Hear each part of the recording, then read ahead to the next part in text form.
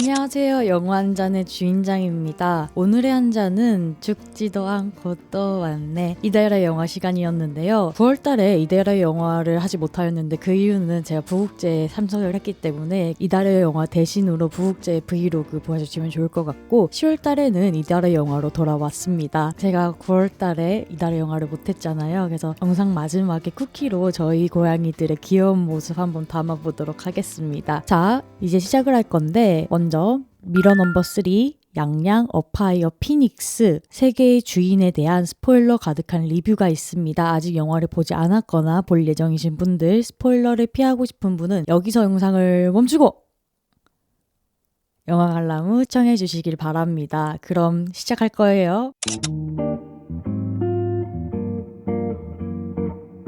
네, 양양은 여성 다큐멘터리 영화인데요. 나도 몰랐던 고모의 존재를 알게 되어서 이 고모에 관한 미스터리를 풀어가는 식의 영화입니다. 그래서 이 철저하게 묻혀진 지영이라는 고모를 감독이 흔적을 찾고 파헤치는 그러한 이야기가 주된 스토리인데요. 사실 저는 이 영화를 그렇게 좋게 보지는 못했습니다. 왜냐면 완성도가 떨어진다라고 생각이 들었기 때문인데요. 한 문장으로 정리를 하자면 무수한 축축만이 가득한데 이것을 결과로서 표현되는 요소들의 원인을 천편일률적으로 가부장제에 있다라고 하기 때문입니다. 그리고 이거는 100% 감독의 의도예요. 근데 이 의도가 논리적이냐라고 했을 때 저는 아니다라고 답을 하고 싶습니다. 그 이유는 뭐냐면 어떠한 사회 현상 혹은 문제에 대해서 그 문제가 발생을 했을 때 발생할 수 있는 여러 가지 원인이 있습니다. 예를 들어 볼게요. 자, 할로윈 시즌이 다가왔습니다. 그래서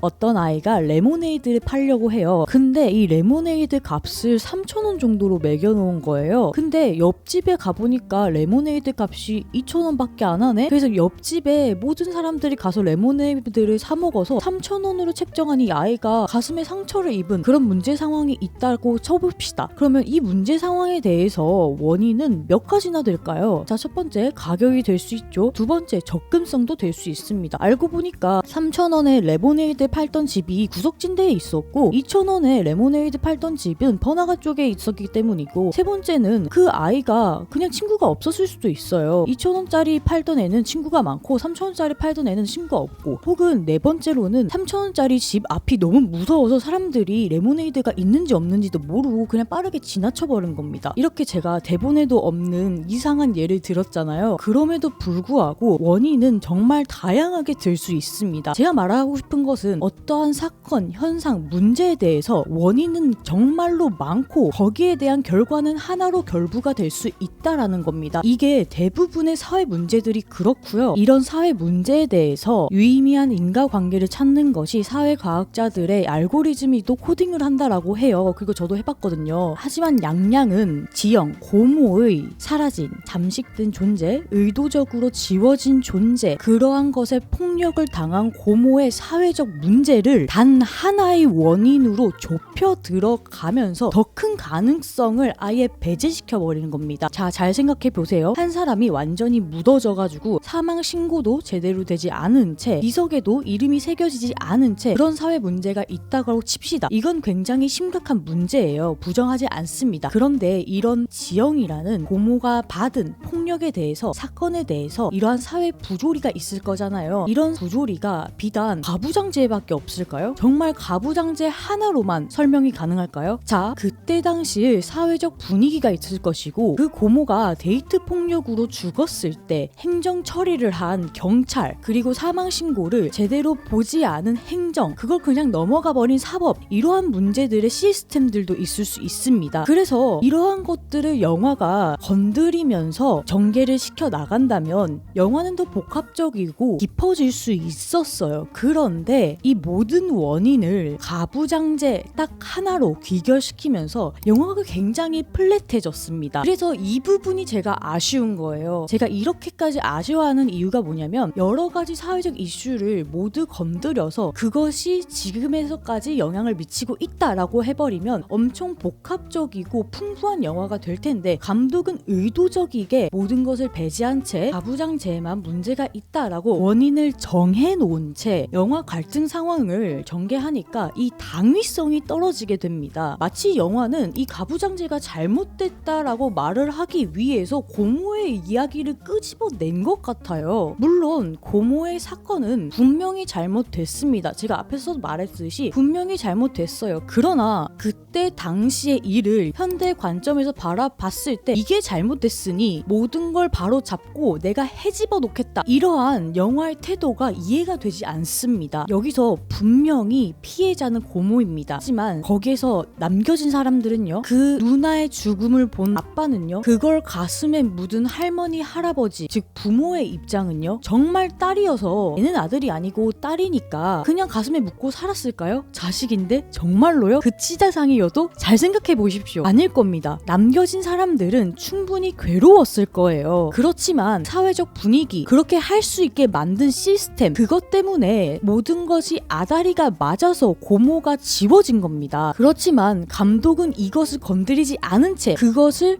덮게 만든 얇은 한꺼풀 같은 그 가부장제만 찝고 있다라는 거예요. 이거는 어떻게 보면 본인이 이게 잘못됐으니까 나는 모든 걸 파헤치고 바로 잡겠어 라는 이 사명감 하나 때문에 2차 가해를 한다라고 볼 수도 있습니다. 그래서 보면 고모와 가까이 지냈던 그런 친구들, 아빠, 고모를 아끼고 사랑했던 사람들을 인터뷰하면서 괴롭히고 있는 겁니다. 물론 그때 당시에도 데이트 폭력이 있었고 많은 여성들의 희생이 있었다라는 것은 알겠고 그때 당시에도 데이트 폭력이 있었구나라는 건 제가 몰랐기 때문에 신선하기도 했습니다. 그러나 단문이 자꾸 드는 거예요. 여성의 데이트 폭력만 왜 다루는데 남자도 있을 거 아닙니까? 있다면 그게 더 소수일 텐데 그럼 걔네들 말을 들어줘야 되는 거 아니에요? 그러니까 모든 문제를 가부장제에 있다라고만 하니까 이런 당위성에 대해서 자꾸 생각이 들면서 영화에 집중하기가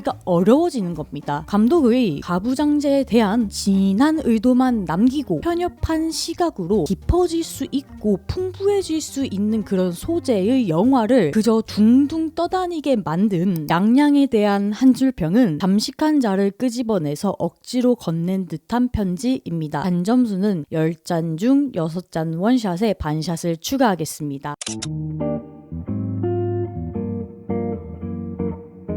우선 피닉스에 대해서 줄거리를 좀 말씀을 드리고 싶은데 세계 2차 대전이 끝난 직후에 독일을 배경으로 하고 있어요. 그래서 1945년 6월을 배경으로 하고 있는데 이게 얼마나 직후냐면 세계 2차 대전은 1945년 5월 8일에 독일이 무조건적으로 항복을 했거든요. 근데 이제 6월 달이니까 굉장히 이른 시점이라는 것이죠. 아우슈비츠의 생존자인 넬리가 독일 국경으로 돌아오면서 시작을 합니다. 그녀는 얼굴에 사탄총을 맞았기 때문에 붕대를 칭칭 감고 있는데요. 그래서 그녀의 얼굴에 감긴 붕대만 봐도 얘가 생존자임을 알 수 있습니다. 그러나 독일 국경에 서 있는 군인들은 히틀러의 와이프를 찾기 위해서 딱 봐도 아파 보이는 넬리의 붕대를 풀고 아닌지를 다 확인을 하고 넘어가는 겁니다. 즉 이 처우가 아직은 잘 자리를 잡지 못한 그런 이른 시점이라는 것인데요. 넬리가 이렇게 독일 국경까지 올 수 있었던 이유는 도와주는 친구가 있었기 때문입니다. 넬리의 가족이 다 죽었고 그로 인해서 그녀에게 막대한 재산을 받았습니다. 그리고 넬리는 남편을 찾고 있는데 이 넬리를 도와준 친구도 유대인이거든요. 이 유대인 친구가 남편인 조니는 너를 배신했다라고 말을 해줍니다. 어떤 식의 배신이냐면 밀고를 했다라는 것인데요. 독일인인 조니가 예를 들어서 1월 3일에 잡혀서 들어갔는데 1월 4일에 나온 거예요. 그런데 1월 5일에 넬리가 잡혀가서 수용소로 갔다라는 것이죠. 그리고 넬리가 수용소로 잡혀간 그 직후 남편인 조니는 바로 이혼 신청을 했습니다. 그래서 법적으로 사실 남남이지만 한편 넬리는 남편을 찾고 싶어서 맹인 거리 악사의 힌트를 받아 미군 클럽인 피닉스로 향하게 됩니다. 거기서 조니를 만나게 되고 조니와 함께 동모를 하여서 어이없는 넬리 귀한 연극을 꾸미게 되는데요. 그래서 조니 집에서 있으면서 글씨체, 평소에 좋아하는 것들, 그리고 말하는 것들, 발걸음 등을 연습합니다. 이 과정에서 넬리는 조니에게 수많은 힌트를 주면서 자신이 넬리라고 비언어적으로 표현하고 있지만 끝끝내 조니는 알아차리지 못합니다. 그런 훈련을 하는 조니네 집에 있다가 다시 자신의 집으로 돌아온 넬리에게 들린 소식은 자신을 도와준 유대인 친구가 자살을 했다는 것인데요. 이 소식을 듣고 충격에 빠지게 됩니다. 왜냐면 그녀는 넬리보다 좀 더 당당한 사람이었거든요. 한편 조니의 어처구니 없는 넬리 귀한 계획에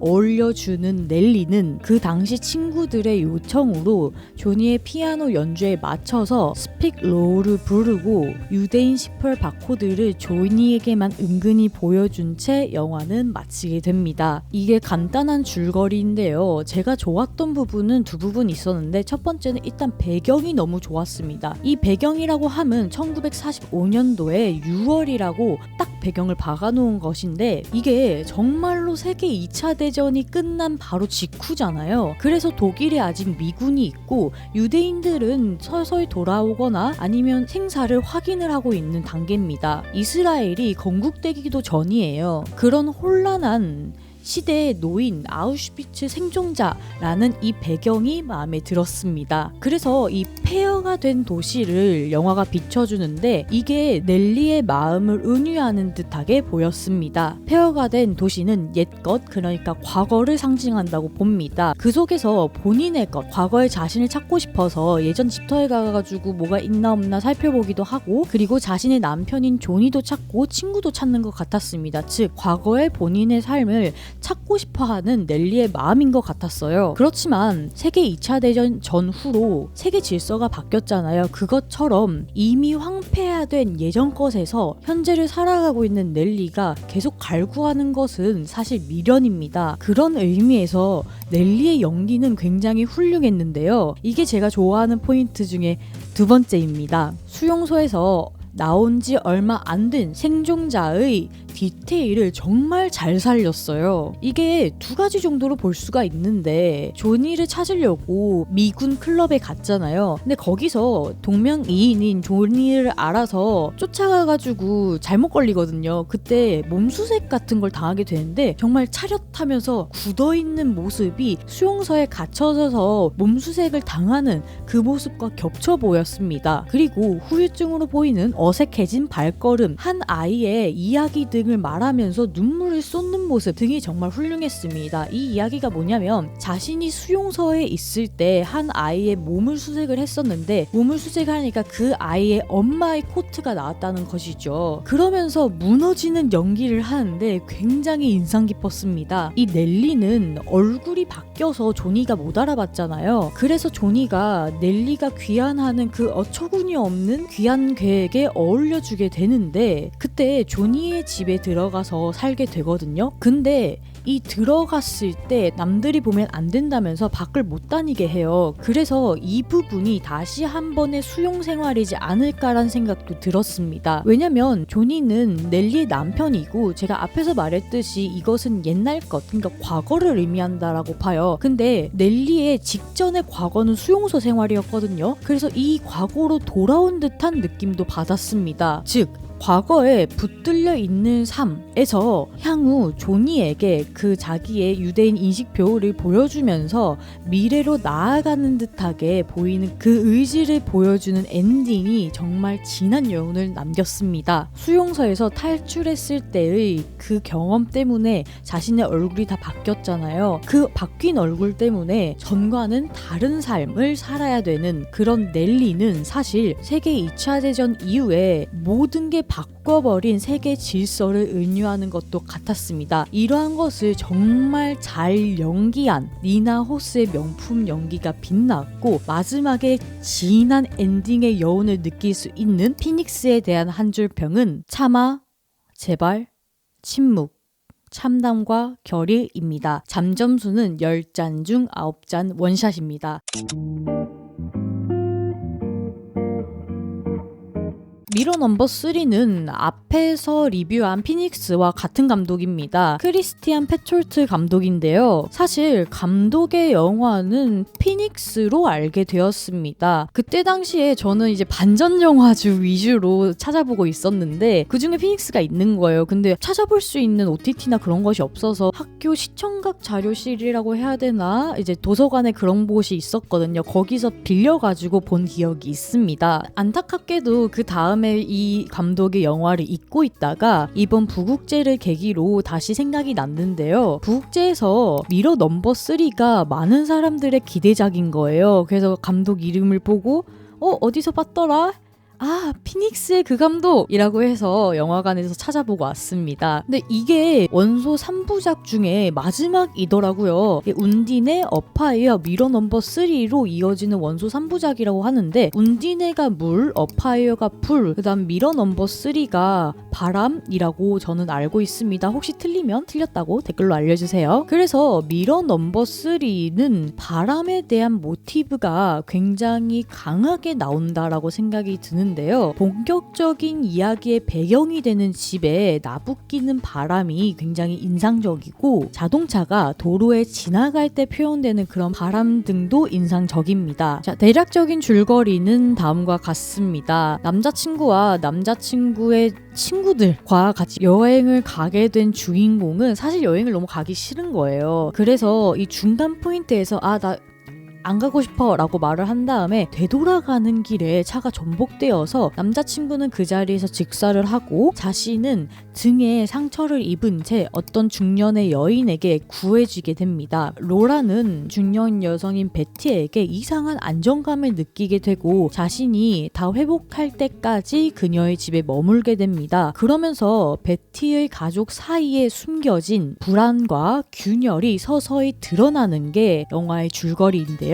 여기서 눈여겨볼 것이 베티의 가정에 로라라는 인물이 삽입하면서 오히려 가족의 근본적인 문제를 보게 한다는 것입니다. 그 시골집에 로라가 머물면서 기묘하게 반응하는 베티의 가족들, 그럼에도 불구하고 그 속에서 안정감을 찾는 로라의 심리, 이것을 굉장히 잔잔하게 보여주기 때문에 사실 좀 지루할 수도 있지만 저는 오히려 이 부분 때문에 몰입감이 있었습니다. 그래서 드러나는 베티 가정의 숨은 진실은 그곳에는 자살한 여동생이 있었다라는 것이고 로라는 자살한 여동생의 역할로 베티가 생각한다는 것과 자살한 여동생의 옷을 입었다는 것을 로라가 알게 되면서 떠나게 되고 베티의 가족은 로라가 있었기 때문에 함께 마주한 근원적인 상처를 바람에 흘러보내면서 안정을 찾습니다. 로라 또한 아빠가 데리러 오고 그녀도 전의 가정에 돌아오면서 전보다는 안정감 있는 생활을 하게 됩니다. 그래서 베티의 가족과 로라 이렇게 따로따로 보게 된다면 베티의 가족 같은 경우는 원래부터 분열돼 있었어요. 엄마와 그다음에 아빠, 아들 이런 식으로. 근데 아빠와 아들은 엄마보다는 조금 이렇게 같이 사니까 조금 더 유대가 있었다라고 보는데 이 사이에서 로라라는 인물이 편입을 하게 되면서 근본적인 상처를 직면하고 회복하게 되는 겁니다. 그래서 엄마, 아빠, 그 다음에 아들 요렇게 서로 식사를 하는 장면도 나오잖아요. 저는 그것이 상처를 붙들려고 하는 것이 아니라 바람에 흩날려 버리면서 오히려 회복됐다라는 장면 같았습니다. 로라 같은 경우는 오프닝을 보면 삶에 대해서 권태와 불안이 있다는 것을 알 수 있습니다. 하지만 이 안정적인 가족 체험을 하면서 회복이 되게 되는데 이게 불안정한 회복이 되려면 이 안정적인 가족에 그냥 속해져 있어야 되잖아요. 하지만 이 안정적인 가족은 가짜입니다. 이 가짜인 것을 알고 그것을 깨부수고 나오면서 진정한 회복에 다다랐다라고 저는 보고 있습니다. 그래서 이 회복의 과정이 감정적으로 폭발할 듯이 혹은 굉장히 처연하게 극복하는 것이 아니라 바람에 민들레 홀씨 휘날리게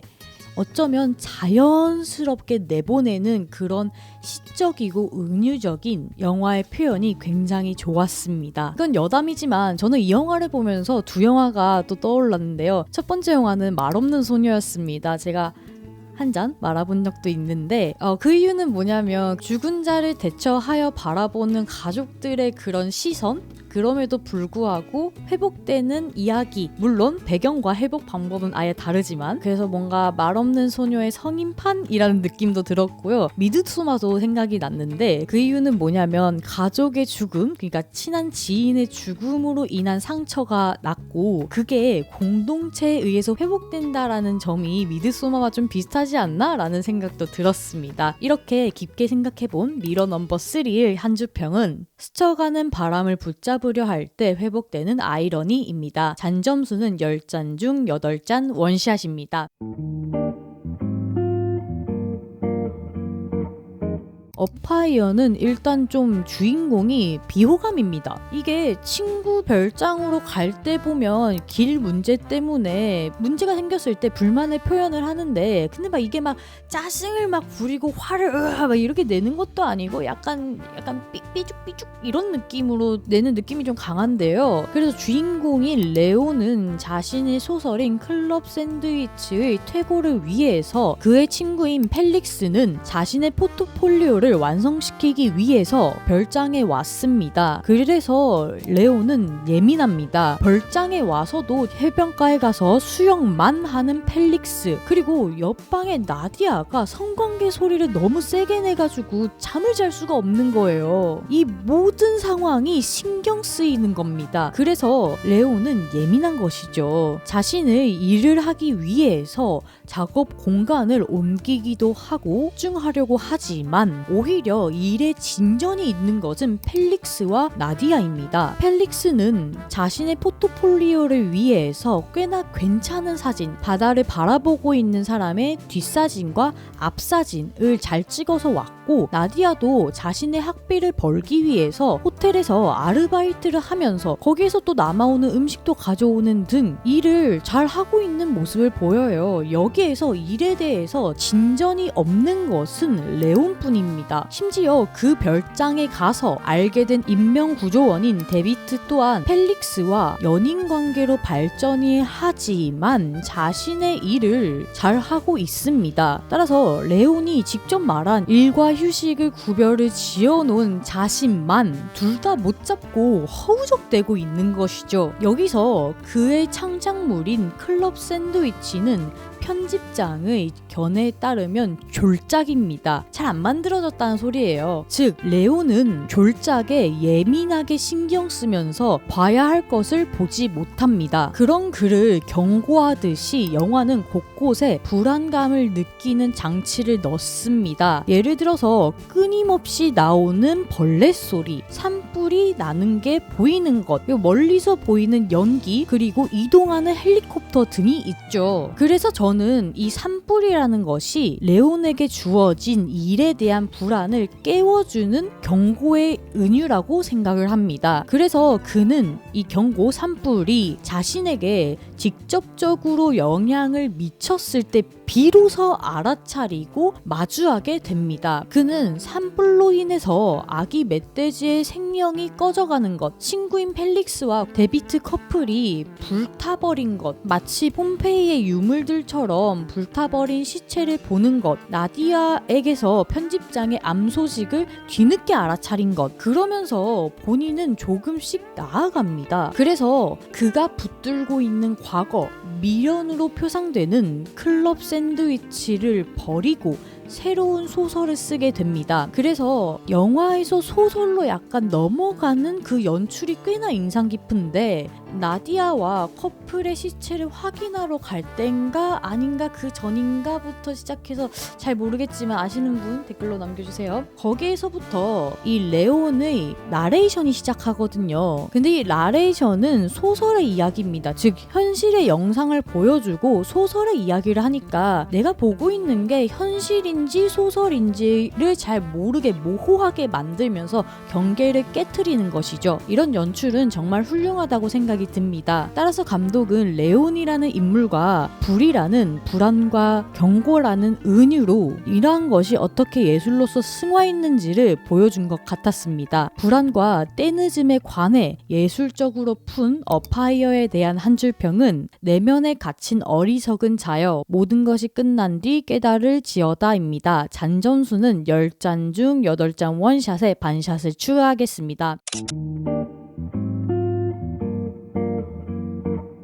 세계의 주인에 대한 스포일러 가득한 리뷰가 있습니다. 영화를 아직 보지 않았거나 볼 예정이신 분들, 스포일러를 피하고 싶은 분은 여기서 영상을 멈추고 영화 관람후 시청하시길 바랍니다. 이번에도 영화가 무척 좋습니다. 어서 가서 영화관 가서 보고 오세요.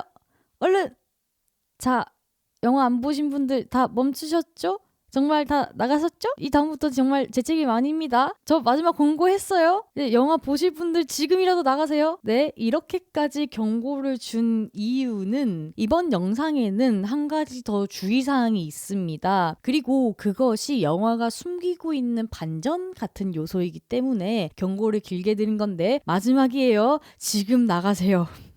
본 영상은 성폭력 피해에 대해서 다루고 있습니다. 특히 가족 내 성폭력, 성 관련 범죄 등의 트라우마가 있거나 이런 범죄에 내가 취약하다라고 생각하시는 분은 이 영상, 이 부분을 스킵하시길 바랍니다. 그럼 시작하겠습니다. 일단 영화 이야기를 하기 전에 감독에 대해서 살짝 짚고 넘어가고 싶은데요. 이번 영화 세계의 주인의 감독은 우리 집으로 이름을 알린 윤가은 감독입니다. 감독의 영화는 아쉽게도 제가 세계의 주인밖에 보지 못하였는데요. 그러나 방구석 1열이라는 채널이 있잖아요. 거기서 한번 우리들을 소개한 적이 있어서 이 감독이 얼마나 섬세한 연출과 시각을 다루고 있는지 알 수 있었습니다. 그리고 이런 감독의 특징이 이번 작품인 세계의 주인에서도 잘 드러난다고 생각이 듭니다. 우선 세계의 주인은 가족 내 성폭행이라는 주제를 다루고 있습니다. 그러나 이 주제를 대놓고 드러내는 것이 아니라 은은히 깔아만 둡니다. 관객은 그래서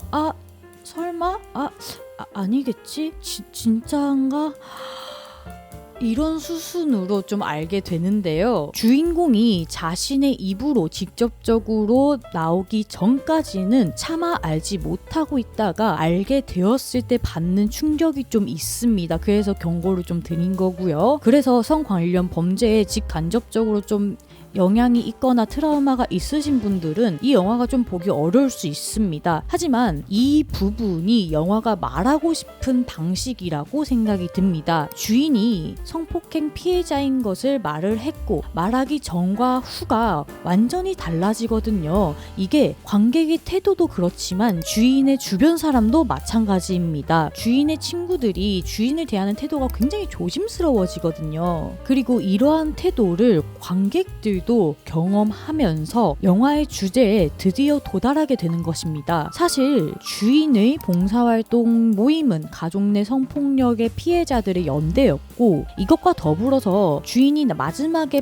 쪽지를 받을 때 나레이션을 하잖아요. 그것으로 생각보다 다양한 성폭력 피해자들이 편재하고 있다. 그리고 그것을 생각하는 우리들의 시선, 관객들의 시선은 사실 동정적일 필요가 없다. 같은 인간으로서 대하면 된다라는 것을 보여줍니다. 그래서 감독이 말하고 싶은 것은 얘가 성폭력 피해자니까 불쌍하잖아, 잘해줘야지, 이런 것이 아니라 이 주인이라는 인물은 성폭력 피해자임에도 불구하고 굉장히 일상을 잘 살아가는 것처럼 보입니다. 그리고 잘 살아내요. 하지만 그렇다고 해서 있었던 일이 없던 일이 되진 않잖아요. 거기에 대한 잔흔들을 지고 살아가게 되는 것인데 그게 폭발하는 계기가 한 남학생이 돌린 그 탄원서 서명인 것이죠. 그래서 감독은 이러한 민감한 소재를 직접적으로 찢어서 해부해서 꺼내가지고 보여주는 것이 아니라 일상에 녹여 은은하게 비춰만 줍니다. 이 점이 세계의 주인이 가장 특별하다고 생각하게 만드는 지점입니다. 가족 내 성폭력은 분명히 존재하지만 겉으로는 잘 드러나지 않는 이러한 사회적 문제를 섬세하고 부드럽게 다룰 수 있다니 정말 놀라웠어요. 그래서 작중 내에서 아프면 말해야 돼